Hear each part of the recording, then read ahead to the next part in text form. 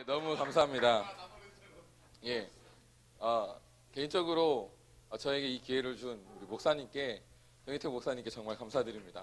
그리고 사실 제 이름이 전혀 유명하지 않은데 이렇게 세미나에 참석해 주신 여러분께 정말 감사드립니다. 그리고 저희 아내에게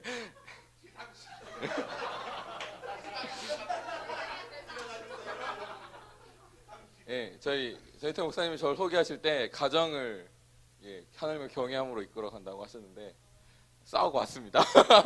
그래서 되게 부끄러웠습니다. 예. 하지만 좀 일부러 얘기를 한 게 있어요. 우리가 사실 예배하러 나올 때 싸운 상태로 올 때도 많고요. 기분이 안 좋을 때가 제가 봤을 때 기분이 좋을 때보다 더 많은 것 같아요. 근데 그때도 하나님께서 우리를 예배를 받으신다. 이 내용이 오늘 우리 이 강의를 통해서 여러분들 가운데 풀어지기를 간절히 소망합니다.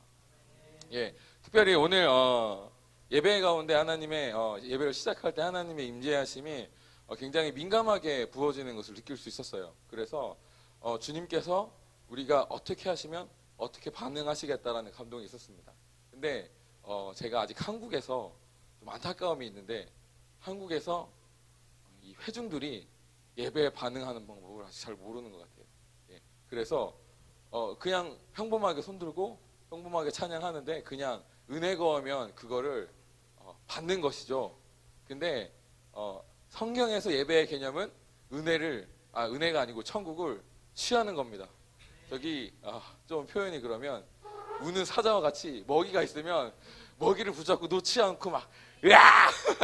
해서 먹이를 취하는 것이죠. 예, 이런 예배자들이 일어나게 되기를 소망합니다. 그리고 이 예배 개혁 스쿨을 통해서 예배가 이렇게 여러분의 예배가 업그레이드 되셨으면 좋겠습니다. 살짝 이 우리나라 문화에서 정서에서 부담이 될 수가 있어요. 그렇죠? 어떻게 보면 좀 더 많은 액션과 남들보다 조금 큰 소리를 내는 것과 남들보다 좀 활발한 액션을 보이는 것은 우리나라 정서에 좀 어려운 일입니다. 눈총받기 싫으니까 그렇게 하는 것을 좀 피하는데 저희가 그 정도를 감수하면서 어느 정도 돌파해서 예배해야 되는 필요성이 있습니다. 여러분이 그렇게 예배할 때 단순히 하나님 은혜가 나한테 떨어지는 게 아니라 천국을 이 땅 가운데 풀어내는 영광이 여러분을 통해서 이 공간 가운데 드러나게 되는 일들이 일어날 것이라고 확신합니다. 그런 예배를 배우시기를 축복합니다. 예, 강의 안으로 들어가도록 하겠습니다. 하나님이 예배를 새롭게 하시는 이유입니다. 왜 예배 개혁, 워십 리포메이션인가? 저희 전체적인 우리 예배 개혁 학교를 소개하도록 하겠습니다. 리포메이션이라는 단어가 영어 뜻은 그 단어의 뜻은 개혁, 변화 이런 의미를 가지고 있고요. 이것이 대문자가 첫 글자 대문자 R이 대문자로 쓰이면 종교 개혁을 의미합니다. 그래서 우리가 그 종교 개혁이라고 하는 이유는 카톨릭에서 개신교가 그 속과 겉이 완전히 바뀐 새로운 교회로 떨어져 나왔습니다. 그래서 이전과 이후가 완전히 다른 교회가 된 것이에요. 우리가 예배 개혁이라고 하고 이 스쿨을 하는 이유는 이 예배 개혁 스쿨을 통해서 이전의 예배와 이후의 예배가 완전히 바뀌게 될 것을 소망합니다. 예, 지금 우리는 다 우리가 드리는 예배가 아마 대부분 전통적인 예배가 아니기 때문에 여러분의 예배 형태는 아마 개혁되지 않을 거예요. 근데 예배 개혁 스쿨을 통해서 여러분의 어떤 신학이나 잘못된 패러다임들이 바뀌게 될 것입니다. 근데 여전히 대부분의 교회가 전통적인 형태의 예배를 드리고 있습니다. 제가 소망하는 것은 사실은 그분들은 계속 그렇게 예배를 드리다가 돌아가실 거예요. 그게 좋으니까. 근데 다음 세대들에게는 성경적인 예배로 개혁되어서 하나님이 주신 그 약속, 언약대로 하나님이 축복하시고 하나님이 기름 부으시고 하나님의 영광을 나타내시는 예배를 드릴 수 있도록 그렇게 교회가 바뀌어야 한다라는 생각을 저는 하고 있습니다.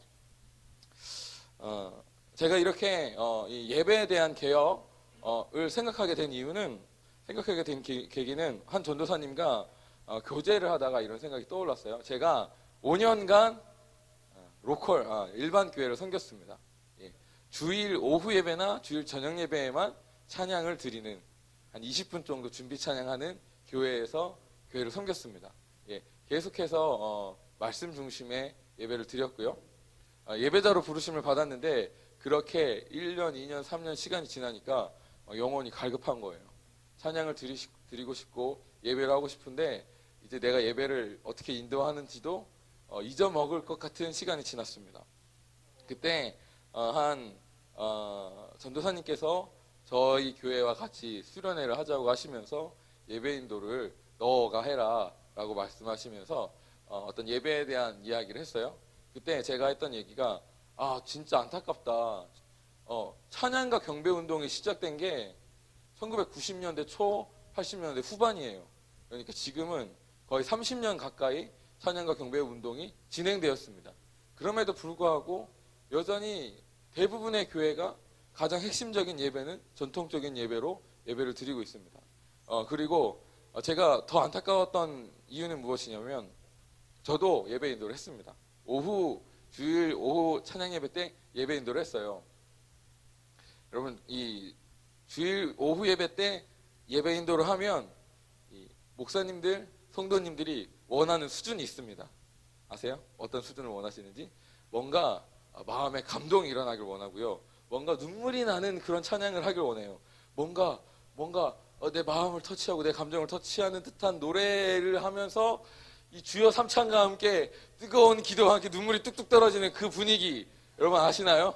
그 원하는 딱 그게 있습니다. 근데 예배가 그게 전부가 아니잖아요. 물론 그게 은혜가 돼요. 은혜가 되고 하나님을 만나는 것이지만 사실 예배는 단어가 하나님을 높여드리는 것이 기본적인 의미인데 이건 하나님을 높여드리는 거랑 상관이 없어요. 그냥 내가 은혜 받는 거지. 내가 감정적이 되어서 뜨겁게 기도하고 은혜 받기를 원한다. 이게 일반적으로 성도님들이 가지고 있는 찬양, 예배에 대한 개념입니다. 그래서 이런 분들 앞에서 제가 예배 인도를 했어요. 예배 인도를 하는데 정말 주님을 예배하고 싶은 거예요. 한날은 정말 주님을 예배하고 싶다. 내가 하나님을 경배할 것이다 라고 딱 마음을 먹고 제가 찬양을 인도하기 전에 얘기를 했습니다. 성도님들한테. 여러분, 하나님은 우리의 예배를 받기를 기뻐하십니다. 오늘은 우리가 은혜 받기보다는 하나님을 높여드리겠습니다 하고, 여러분 오늘 드리는 찬양에 하나님은 거룩하십니다, 하나님을 높여드리겠습니다 이런 가사가 나오시면 손을 들고 찬양하시길 바랍니다 라고 하고 막 뜨겁게 원래 하던 대로 앞부분은 비슷하잖아요. 막 신나게 찬양하다가 이제 느린 곡으로 가는데 기존에 했던 감정적인 찬양을 하지 않고 하나님을 높여드리는 가사에 찬양을 했습니다. 저는 역시 경배를 해야 하나님이 강력하게 임재하셔. 이전과는 다른 주님의 임재를 느끼면서 역시 주님께서 경배하는 곳에 임재하시는구나 라는 생각을 하고 경배를 하고 있는데 사람들이 멀뚱멀뚱 저를 쳐다보고 너는 뭐 하고 있냐 라고 멀뚱멀뚱 저를 쳐다보고 있습니다. 그래서 내가 질 수 없어, 여러분 우리 손을 들고 주님을 찬양합시다 라고 했는데 그래도 멀뚱멀뚱 저를 쳐다보면서 너 도대체 뭘 하고 있는 것이냐 저를 바라보시더라고요. 정말 안타까웠습니다. 이 예배에 대한 개념이, 하나님을 경배하고 하나님을 높여드린다는 예배에 대한 개념이 아직 일반 교회에서 많은 성도들이 이 개념을 알지 못하는구나 라고 생각했습니다. 손 드시는 몇 분의 소수의 성도님들이 계세요. 그분도 한 절반은 은혜되는 가사 때 뭔가 하나님이 날 사랑하신다거나 그런 찬양 좋아하시죠? 갑자기 생각이 안 나네. 내가 주인 삼은 후렴이 어떻게 되죠? 내가 주인 삼은 후렴이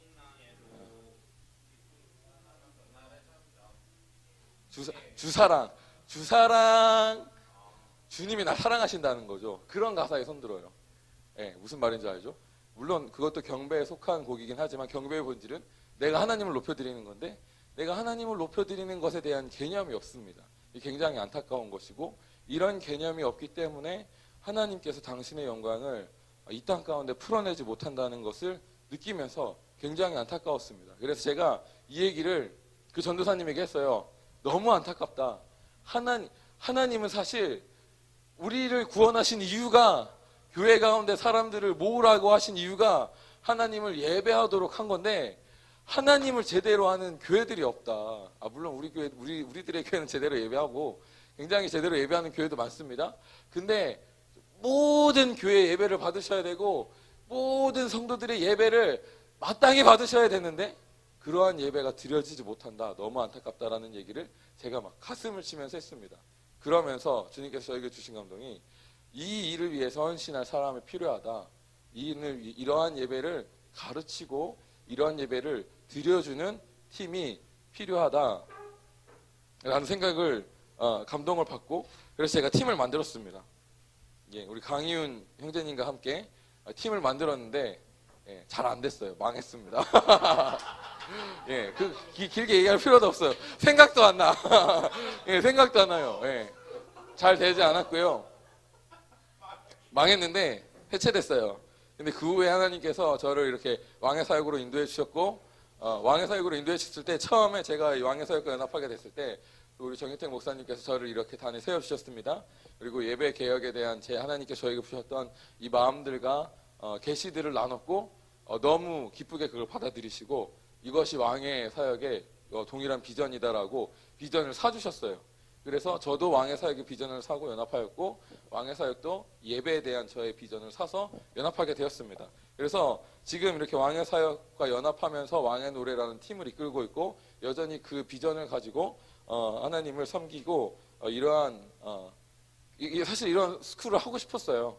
근데 역량이 안 되니까 할 수가 없었는데, 왕의 사역의 건의 아래에 있으면서 저에게 이런 날이 오네요. 할렐루야. 왕의 사역 참 감사합니다.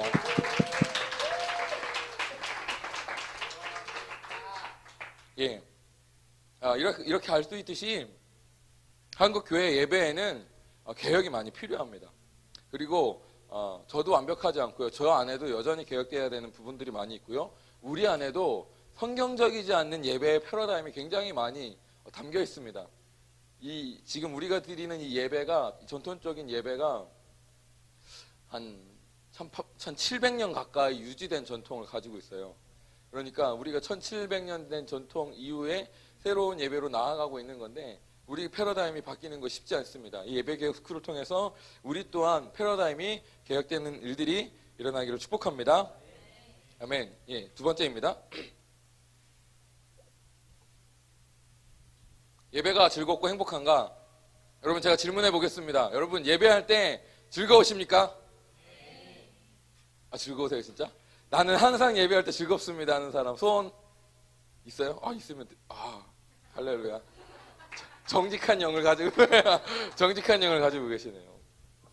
제가 고등학교 때는 누군가 저한테 예배할 때가 행복하냐고 물어보면은 언제가 제일 행복하냐고 물어보면 항상 저는 예배할 때가 가장 행복해요라고 대답했어요. 제가 고등학교 때부터 친구였던 정유택 목사님이 계신데 제가 그렇게 항상 대답했습니다. 기억나시죠? 예, 증인이 되셨습니다. 아니라고 하면 어떡하나 좀 쫄아 있었는데, 예, 그렇게 얘기해 주셔서 너무 감사하고요. 진짜 실제로 그래요. 제가 고등학교 때 항상 친구들에게 나는 예배할 때가 가장 행복합니다 라고 얘기했습니다. 근데 저는 하나님께서 저를 어떤 예배 사역자로 부르신다라는 그 부르심을 느꼈고, 그래서 저를 예배 사역자로서 헌신하기 시작했어요. 그래서 예배란 무엇인지 훈련도 받아보고 공부도 하고, 그리고 예배 인도도 많이 했습니다. 정말 많이 했습니다. 근데 제가 예배 인도자로서 이제 훈련되고 점점 시간이 지날수록 제가 예배가 행복하지가 않은 거예요.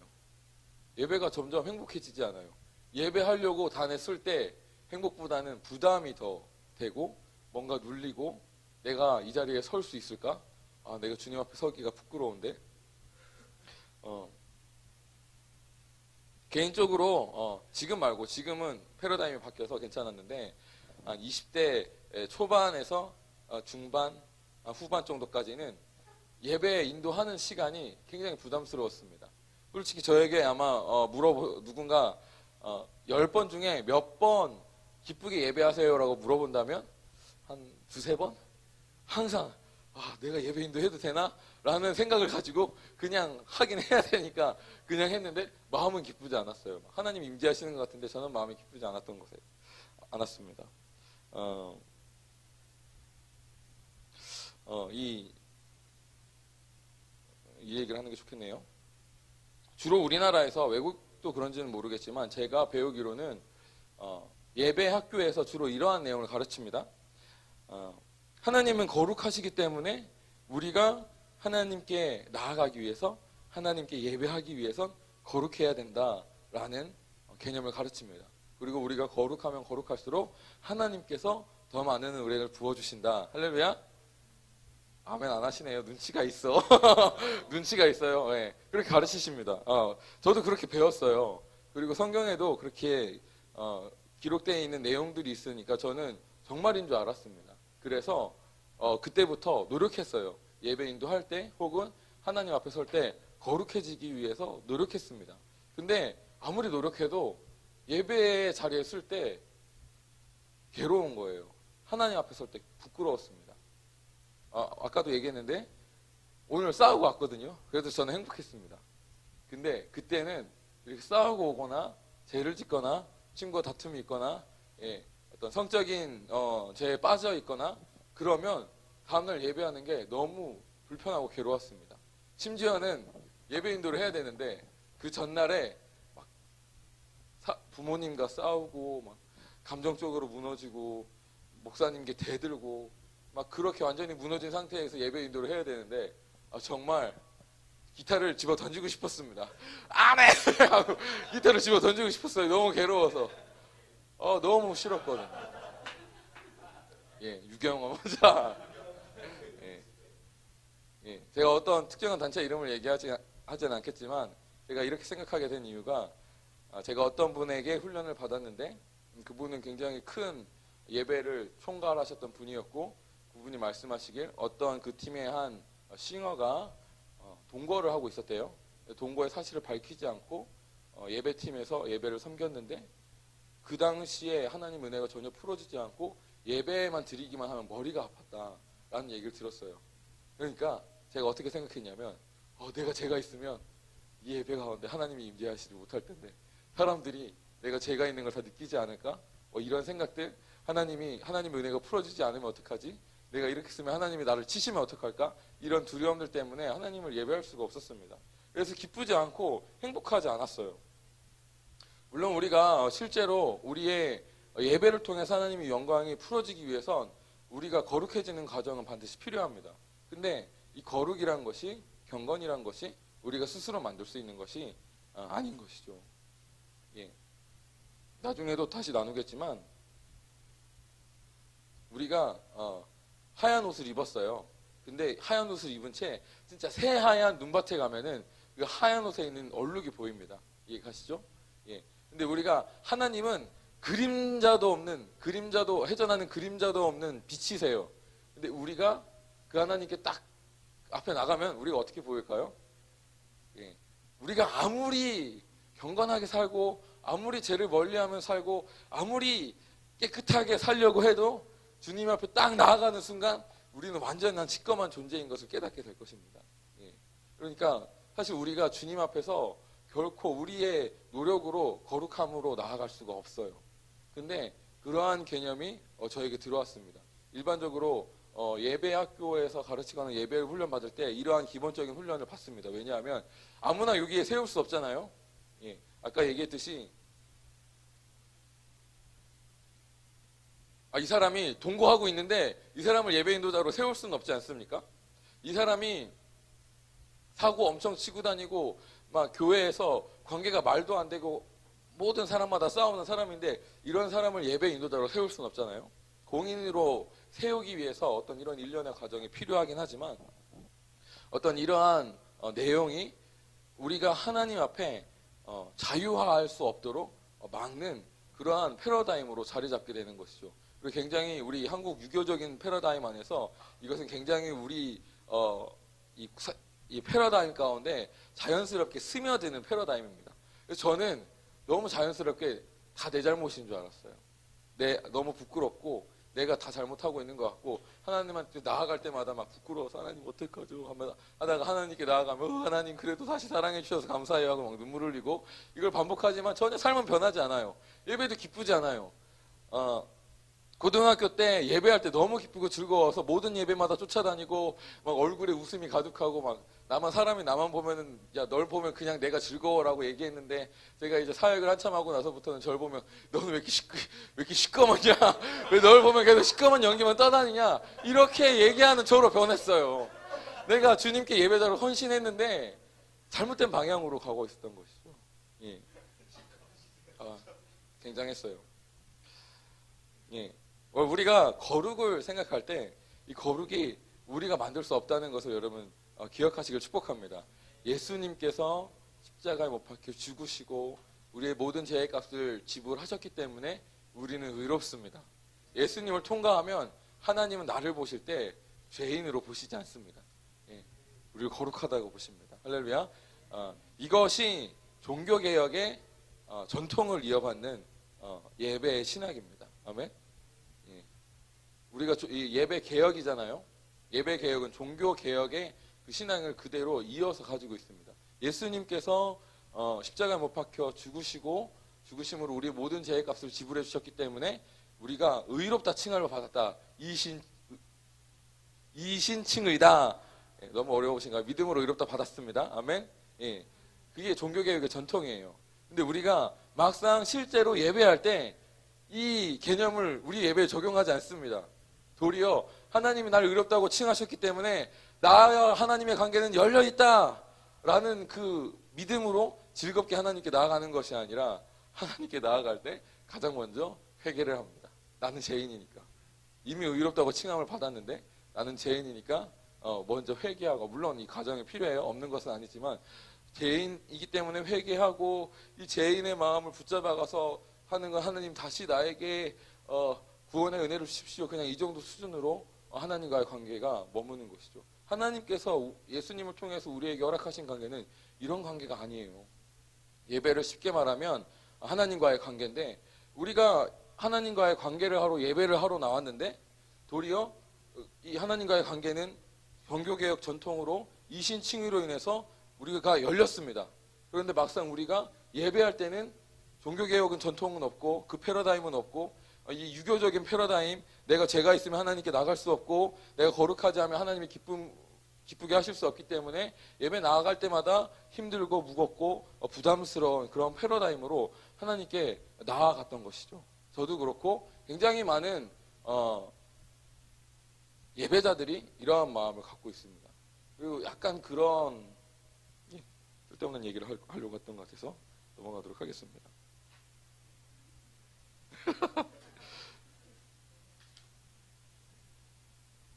우리 김가희 전도사님이 소개를 그렇게 잘해주셨는데 헤매면 안 되는데 약간 헤매는 느낌이야. 예, 뭐 괜찮아요. 여러분, 이해가 안 되면 책을 읽으시면 되니까요. 예. 제가 드리고 싶은 말은 이거예요. 예배 개혁을 통해서 여러분이 만약 지금 아무도 손을 안 들으셨기 때문에 아닌가? 아무도 손을 안 드셨군요.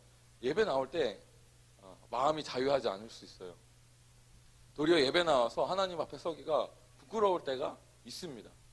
때로는 여러분들이 아마 교회의 리더십일 수 있는데 예배인도 해야 되는데 죄를 짓고 이 자리에 섰어요. 마음이 찢어지는 것 같아요. 네. 그럼에도 불구하고 우리의 행위가 하나님과 관계하는데 하나님을 예배하는데 아무 영향력이 없다는 사실을 여러분 믿으시길 축복합니다. 패러다임이 그렇게 바뀌시길 축복해요. 예, 예수님께서 모든 죄의 문제를 해결하셨고 우리가 방금 얘기했듯이 바로 직전에 아내와 싸우고 왔어도 하나님과 나와의 관계를 막을 그 어떤 것도 없습니다. 할렐루야. 예배 바로 직전까지 싸우고 왔는데 하나님을 예배할 때 나를 정죄하고 판단하고 내가 예배하지 못하도록 막을 수 있는 것이 아무것도 없습니다. 할렐루야. 예수님께서 완전히 그 관계를 여셨기 때문입니다. 아멘. 예, 예배가 항상 즐겁고 예배가 항상 기대되게 되시길 축복합니다. 할렐루야. 좋습니다. 헤맸는데 마무리는 잘한 것 같군요. 예, 세 번째입니다. 좀 빨리 끝날 것 같아서 좋네요. 이거 할 때는 진짜 시간 오래 걸렸는데 쓸 때는 진짜 시간이 오래 걸렸는데 강의하니까 그냥 술술술 빨리빨리 넘어가네요. 많이 하고 싶다. 고생을 너무 해서. 예. 예배가 왜 개혁되어야 하는가? 사도행전을 보면 아주 충격적인 내용이 나와요. 사도들이 복음을 전했습니다. 그리고 복음을 믿겠다고 한 사람이 있으면 사도들이 그 사람에게 찾아가서 안수하여 기도했어요. 그러니까 어떤 일이 일어나냐면 그들 가운데 성령이 임하심에 그들이 새 방언을 말하고 예언을 하더라라고 기록되어 있습니다. 여러분 충격적이지 않습니까? 이게 안 충격적이실 수 있는데 성경의 이야기니까 나랑 상관없다고 생각하시니까 안 충격적일 수 있어요. 근데 저한테는 굉장히 충격적입니다. 제가 사실 한국교회가 1980년도 때까지는 교회를 개척하면 다 부흥했어요. 다 잘 됐습니다. 근데 이제 1988년도, 1990년도 이후부터는 교회가 감소하고 있고 지금은 교인의 수가 줄어드는 추세고요. 심지어는 대학교에 가면 크리스천의 비율이 4%가 되지 않습니다. 이 성교학에서 뭐라더라? 예, 성교학에서 크리스천의 비율이 4%가 안 되면 미전도 종족으로 분류가 됩니다. 지금 우리 대학생들은 미전도 종족이에요. 예. 왜 이 얘기를 했지? 그러니까 정말 교회하기 힘든, 사역하기 힘든 시대를 지금 저희가 살고 있습니다. 여기 많은 목사님도 계시고 전도사님도 계신데 저희 그런 시대를 살고 있어요. 나가서 전도해 보십시오. 전도하기 쉽지 않습니다. 70, 80년대는 전도하면 사람들이 아이고 교회에서 나왔냐고 막 반기고 환영해줬어요. 근데 지금 나가서 예수 믿으세요 하면은 뭐야 샹 하면서 뭐라고 하신단 말이죠. 정말 전도하기 원래 샹보다 심한 욕을 하시는데 제가 차마 녹화를 하고 있기 때문에 심한 욕을 할 수 없어서 예. 정말 이 사역하기 힘든 시대를 살고 있는데 사도행전에 보면은 너무 쉬워요. 제가 정말 열심히 노력해서 열매를 맺으려고 했지만 하나님을 만나게 하는 것이 정말 너무 어렵습니다. 근데 사도행전에 보면 진짜 단순해요. 너무 짧게 설명해서 이게 도대체 그 원리를 알아볼 수 없을 정도로 단순하게 되어 있는데 그냥 예수님 믿겠다고 하면 가서 손을 얹고 기도하니까 성령님이 그냥 임하셨어요. 너무 쉽지 않습니까? 그리고 성령님이 임하시고 이 사람들이 제자로 헌신하고 사역자로 헌신하고 하나님의 나라를 위해 헌신하는 충성된 일꾼들이 되었습니다. 너무 진짜 사역자로서 이건 대박이에요. 진짜 대박. 이거는 지금 나한테 일어나야 될 일인데 문제는 우리한테 이 일들이 일어나지 않기 때문에 문제인 것이죠. 저는 사도행전 때는 그 일이 일어났는데 지금 우리 가운데 그 일이 일어나지 않는 이유는 저는 예배에 있다고 생각합니다. 물론 뭐 다른 데서 성경을 여러 군데를 통해서 분석을 해서 다른 데서 이유를 찾을 수 있지만 저희는 예배 개혁 학교를 하고 있기 때문에 예배에서 그 이유를 찾을 거예요. 지금 우리가 일반적으로 드리는 예배가 성경에서 말하는 예배와 그 형태가 다르기 때문에 우리 가운데 그런 일이 일어나지 않는다라고 저는 생각합니다. 초대교회에는 예수님이 말씀하시고 예수님이 그 제자들을 데리고 하셨던 어떤 예배의 시간이 있었을 거예요. 그래서 그 제자들을 통해서 그 예배의 문화가 자연스럽게 온 교회에 퍼졌을 것입니다. 그렇기 때문에 초대교회는 하나님이 말씀하신 예배의 형태, 하나님이 원하신 예배의 형태로 예배했는데 지금 우리는 사실 그 성경적인 예배를 드리고 있지 않거든요. 물론 저희는 성경적인 예배를 드리지만 일반적인 교회는 그런 예배를 드리지 않고요. 그렇기 때문에 계속해서 복음을 전하고 사역하고 하나님을 만나고 하나님을 경험하게 하는 일들이 쉽게 일어나지 않는 것이죠. 제가 한 책에서 읽었던 에피소드가 있습니다. 미국의 한 교회였는데요. 그 교회는 어떤 예언적인 새 노래, 영어로 하면 스폰테니어스 송을 매 예배 때마다 드렸던 교회예요. 하나님의 임재가 강력했고 하나님의 영광이 방문했기 때문에 굉장히 부흥했던 교회였습니다. 그래서 그 지역에서도 이 교회가 굉장히 유명했어요. 근데 어느 날 그 지역에 있는 음악 대학 교수님이 내가 그 교회의 예배를 분석하고 싶다, 연구하고 싶다. 어떻게 사람들이 그 교회에 가면 그렇게 변화되고 생각이 변화되고 감정적으로 치유를 되는지 내가 음악적으로 그것을 좀 연구하고 싶다라고 생각하고 말하고 허락을 받고 예배에 참석했어요. 연구를 하고 녹음을 해야 되니까 맨 앞자리 준비되는 맨 앞자리에서 녹음기를 딱 틀고 카메라를 딱 틀고 지금 저렇게 카메라를 딱 틀고 녹화를 하면서 이렇게 앉아 있었습니다.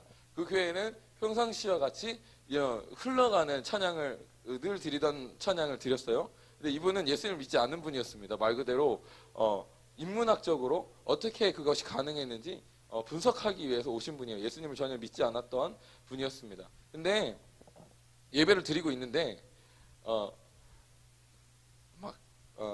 그 과정은 나중에 설명하도록 하겠습니다. 막 예배 어느 정도 시간이 들렀고 시간이 지나서 이제 하나님을 높여드리고 경배하다가 이제 예언적인 새 노래하는 시간으로 막 들어갔습니다.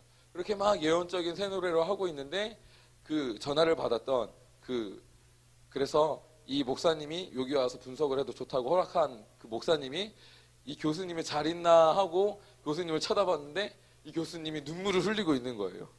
예수님을 모르는데 그냥 그 자리에 참석했을 뿐인데 그 자리에서 하나님을 만나고 예수님을 영접하고 그런 일들이 일어났습니다. 놀랍지 않습니까? 너무 쉽게 하나님 만났어요. 정말 우리 교회에 이런 일들이 일어났으면 좋겠어요. 내가 사역자인데 내가 가는 곳마다 이런 일들이 일어났으면 좋겠습니다. 이것은 우리가 성경이 말씀하신 성경적인 예배를 드릴 때 우리 가운데 어떤 일이 일어날지를 보여주는 것입니다. 이걸 쉽게 표현해서 하나님의 영광이 방문했다, 하나님의 영광이 임하셨다라는 것으로 설명할 수 있습니다. 표현할 수 있습니다. 우리가 정말 예배 개혁을 한다면, 그래 성경적인 예배로 돌아가고 하나님 말씀하신 성경적인 예배를 드린다면 하나님의 영광이 우리가 예배할 때마다 예배 가운데 자정하게 되고, 그래서 그 예배 가운데 참여하는 모든 사람은 하나님을 만나고 심지어는 믿지 않는 사람까지도 하나님의 영광을 통해서 하나님의 영광을 보고 듣고 느끼면서 하나님을 만나게 되는, 그래서 주님을 만나고 변화되고 제자로서 헌신하고 헌신된 일꾼으로서 나오는 일들이 예배를 통해서 일어날 수 있다고 저는 확신합니다. 이것이 우리 가운데 예배 개혁이 반드시 필요한 이유입니다. 아멘. 여러분, 이런 일들이 여러분 가운데 일어나길 원하십니까? 이런 일들이 여러분의 교회 가운데 일어나길 원하십니까? 우리의 예배가 개혁되기를 축복합니다. 이렇게 선포하겠습니다. 개인으로 선포할게요. 당신의 예배가 개혁되기를 축복합니다. 시작.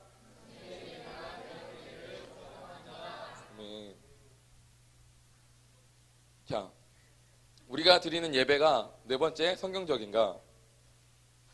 우리에게 사도행전적인 하나님의 역사가 나타나지 않는 이유는 우리가 성경적인 예배를 드리지 않기 때문입니다. 여러분 이런 생각 해보셨나요? 우리는 지금 다 찬양의 제사를 드리기 때문에 그렇지 않을 수 있는데 일반적인 일반적인 주일 11시 예배, 경건한 예배를 드릴 때 이 예배가 성경적인 예배일까? 이 예배가 성경적이지 않을까라고 고민해 보신 적 있습니까? 주서가 너네 예배 11시에 찬양 예배 드리니? 아니, 주일 예배 11시 예배, 대예배.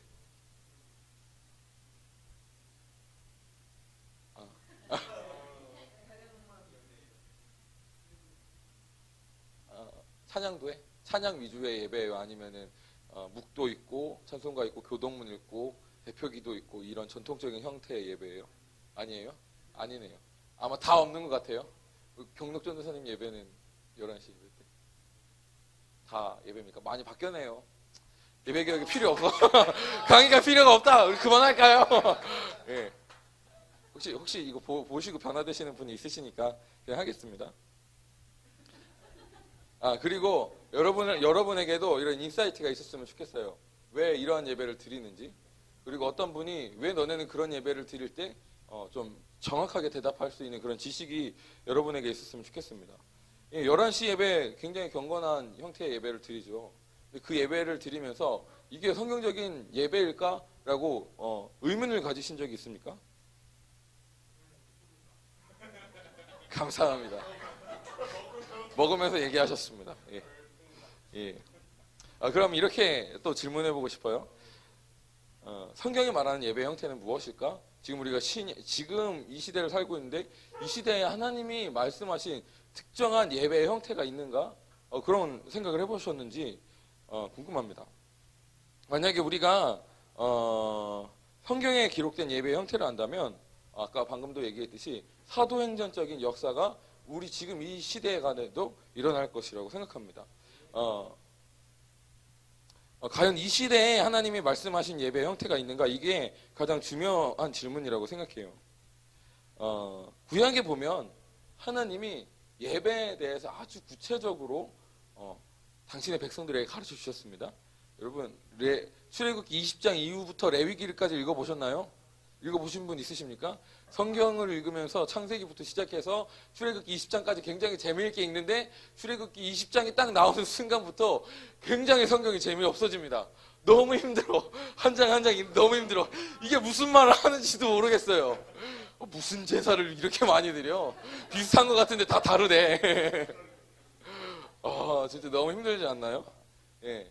근데 굉장히 자세하고 디테일하게 하나님께서 당신의 백성들에게 제사하는 방법을 가르쳐 주셨어요.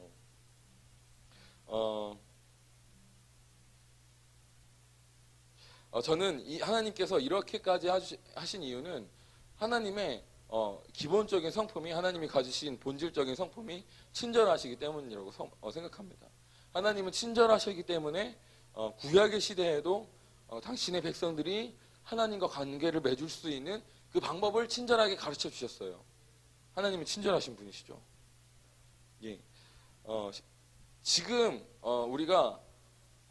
저희가 최근에 이 키보드를 새로 샀습니다. 우리 사랑하는 최지태 집사님께서 사주셔가지고 정말 너무 귀하게 쓰고 있습니다. 우리 집사님께 감사의 박수. 예.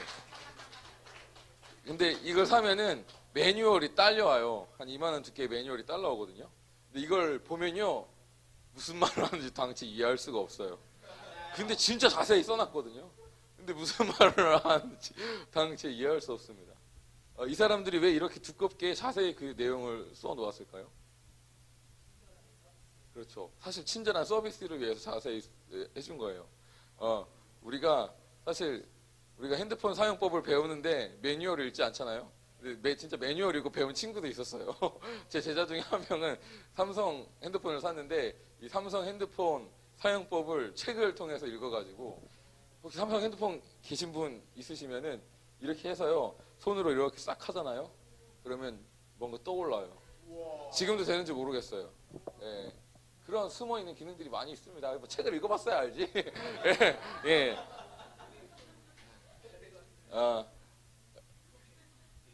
근데 그 삼성 매뉴얼도 되게 자세히 써 있잖아요. 막 진짜 간단하게 생각해서 핸드폰을 켜는 법, 끄는 법, 이 버튼은 무슨 종류고 이 버튼은 무슨 종류고, 사실 우리가 그렇게 배우진 않지만 그렇게 써 있습니다. 그렇게 자세히 쓴 이유는 소비자가 최대한 불편하지 않도록 최대한의 친절을 베푸는 것이죠. 그래야 소비자가 좋아하니까요.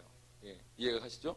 성경에 출애굽기 20장부터 레위기까지 당최 이해할 수 없을 정도로 하나님께서 그렇게 자세하게 기록하신 이유는 하나님이 우리 가운데 굉장히 친절하시다라는 의미를 가지고 있습니다.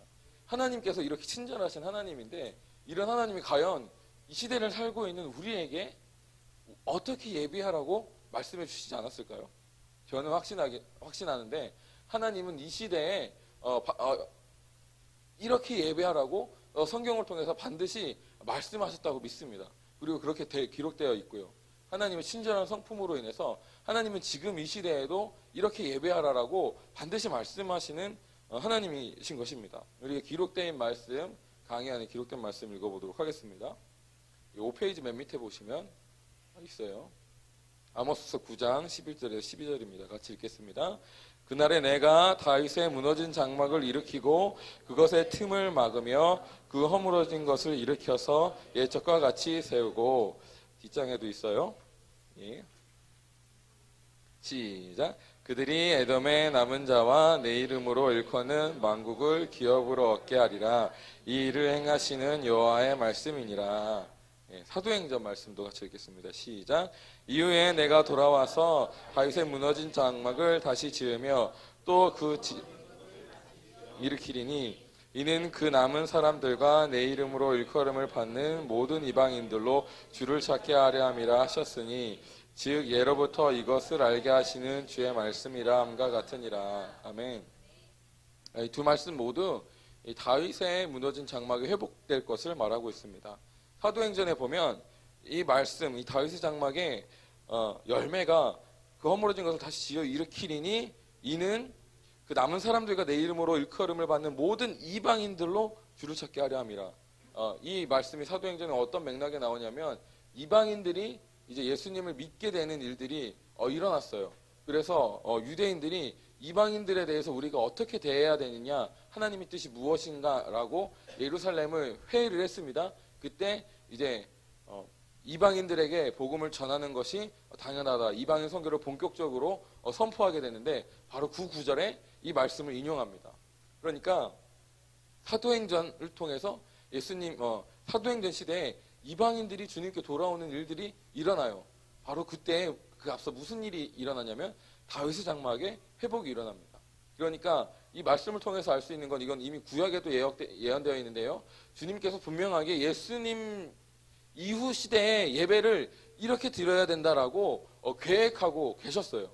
그리고 사도행전의 시대 때 이방인이 돌아오면서 우리의 믿음의 선배들 처음 교회를 시작했던 예수님의 제자들의 교회 때 이 말씀을 깨달았고 이제 우리가 드려야 되는 예배는 다윗의 장막의 형태의 예배다라는 것을 알았습니다.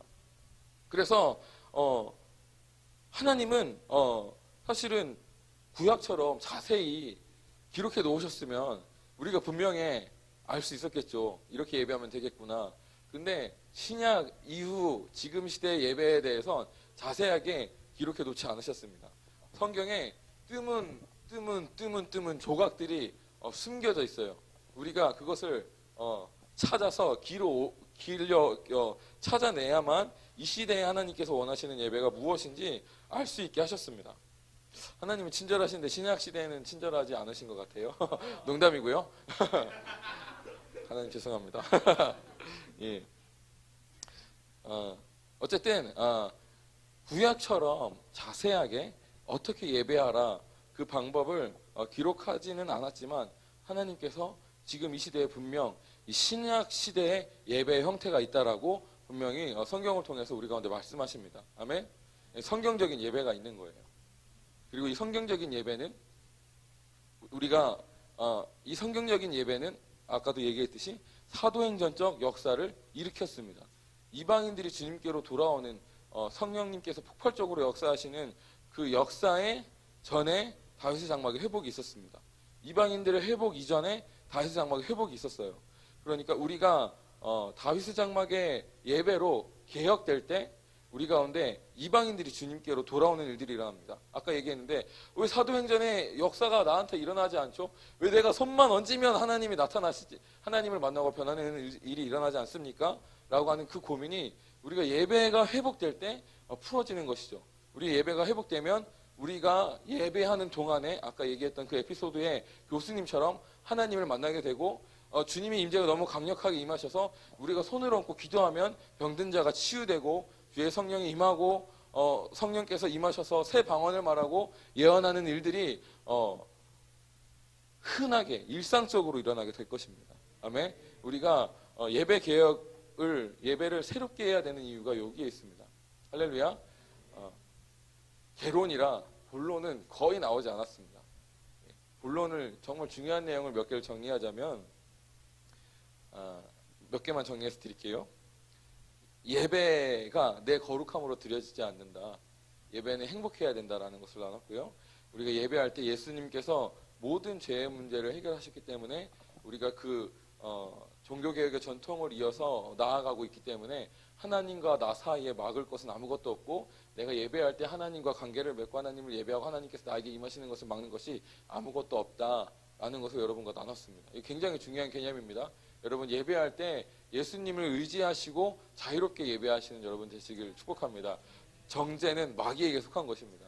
마음에 어떤 정죄감, 판단감, 부끄러움, 수치로움 이런 것이 들어온다면 예수님께서 날 위해 죽으셨는데 난 이거는 어둠, 마귀 너가 주는 거다 하고 물리치시고 예수님을 의지해서 주님과 깊이 있고 즐거운 교제를 나누시길 축복합니다. 예, 두 번째 개념은요. 아까 생각했는데 갑자기 생각이 안 나네.